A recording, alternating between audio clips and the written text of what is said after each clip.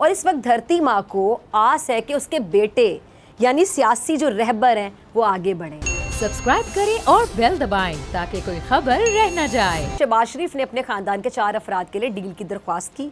बहुत बड़ा दावा है जो शहबाज गिल कर रहे हैं और आज तो शहबाज गिल साहब ने तो तादाद है 4 से बढ़ाकर 5 कर दी है।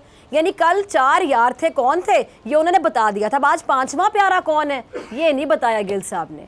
ये हवा में तीर चलाए जा रहे हैं, ये वाकई पे शायद वाकई को अंदर खाते कोई खिचड़ी पक रही है। अच्छा, हुकूमती खिलाड़ी जो है वो डील का शोर क्यों मचाने लग गए? कौन डील कर रहा है, किससे डील कर रहा है? अब ये सवाल तो DG ISPR ने भी उठाए थे। क्या शहबाज गिल इसका जवाब देंगे? लगता नहीं है, बल्कि शहबाज गिल साहब तो कहते हैं कि जी शरीफ खानदान की कभी डील होने ही नहीं देंगे। अच्छा, इमरान खान साहब उनके रास्ते में खड़ा है वो कहते हैं, और शहबाज क्या कह रहे हैं कि जी नवाज शरीफ लंदन से निकाले जाएंगे और सीधा पाकिस्तान आकर जेल में जाएंगे। नवाज शरीफ जेल जाएं या कहीं और, अवाम को इससे क्या गर्ज है? अवाम को इससे कोई लेना देना नहीं। अवाम कह रही महंगाई कम करें। अवाम इस वक्त महंगाई की चक्की में पिस रही है, इससे निजात चाहती है। अच्छा, फवाद चौधरी कहते हैं कि शरीफ खानदान तो अदालतों से भागा हुआ है, नवाज शरीफ लंदन फरार हो गए हैं, उन्होंने मुल्क को लूटा, लेकिन ये लोग सियासत पर लेक्चर देते हैं तो हमें इससे फ़र्क ही नहीं पड़ता। फवाद चौधरी के बकौल नून लीग में से लोग नवाज शरीफ का पत्ता काटना चाहते हैं। हुकूमत नवाज शरीफ को बरतानिया से वापस लाना चाहती है, इसके लिए बरतानिया से मुआहदे की कोशिशें जारी हैं।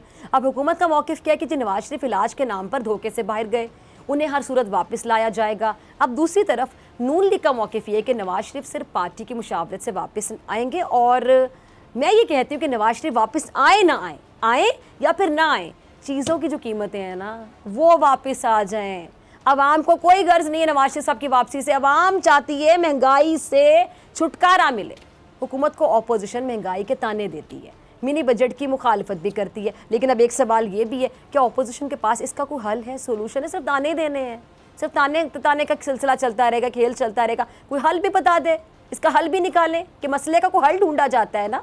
अब मैं ये समझती हूँ कि बिल्कुल इनके पास हल है ही नहीं, होता तो बता देते, और अगर जानबूझ के नहीं बता रहे तो ये भी फिर गलत बात है। इतनी मोहब्बत है अवाम से, मुल्क से, तो बता दें हल। दिल में छुपा के क्यों रखा हुआ है आप लोगों ने हल? दिमाग में छुपा के क्यों रखा हुआ है हल?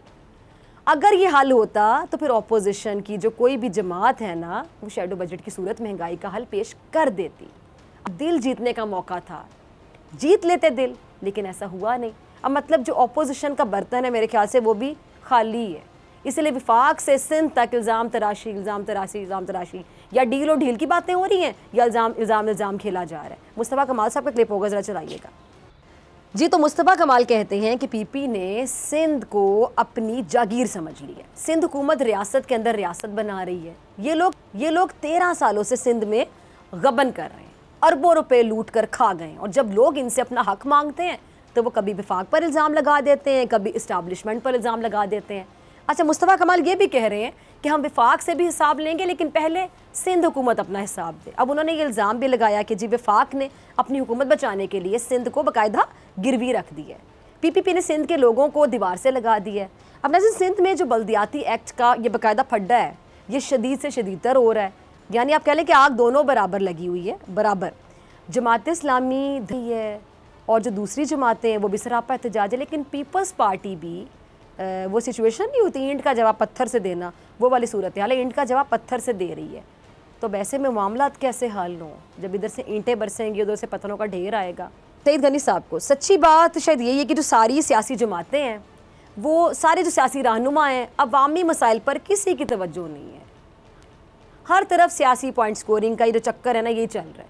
अवाम कहीं नज़र ही नहीं आ रहे इनको। बल्दियाती एक्ट पर सियासी धमाल डाली जा रही है, लेकिन इस मसले को मिल बैठ कर हल करने के लिए जो हमारे ये सो कॉल्ड रहबर हैं ये तैयार नहीं है। अब ऐसे में बताएं मसला हल कैसे होगा? मसला हल होगा या फिर बढ़ेगा?